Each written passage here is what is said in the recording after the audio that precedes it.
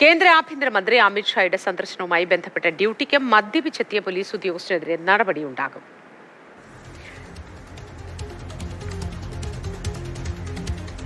KP assistant commandant സുരേഷാണ് മദ്യപിച്ച് എത്തിയത്. സംഭവം ശ്രദ്ധയിൽപ്പെട്ടതോടെ ചുമതലയിൽ നിന്ന് മാറ്റി.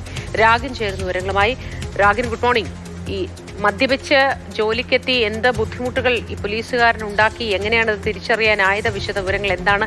നടപടി എങ്ങനെയൊക്കെ ആയിരിക്കും?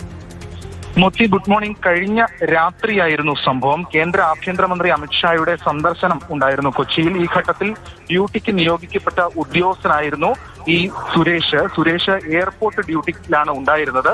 ഈ ഘട്ടത്തിലാണ് ഇദ്ദേഹം മദ്യപിച്ച് എത്തിയത്. തുടർന്ന് ശ്രദ്ധയിൽപ്പെട്ടതിന്റെ അടിസ്ഥാനത്തിൽ മെഡിക്കൽ പരിശോധന നടത്തി.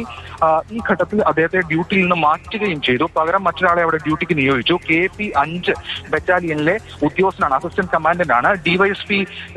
ഡിവൈഎസ്പിക്ക് തത്തുല്യമായിട്ടുള്ള റാങ്ക് ആണ്. എന്തായാലും കടുത്ത നടപടി ഉണ്ടാകുമെന്നാണ് പോലീസ് അറിയിച്ചിരിക്കുന്നത്. DIG ഉൾപ്പെടെയുള്ളവർ ഇതുമായി ബന്ധപ്പെട്ട ശുപാർശകൾ നൽകിയിട്ടുണ്ടെന്നാണ് വ്യക്തമാകുന്നത്.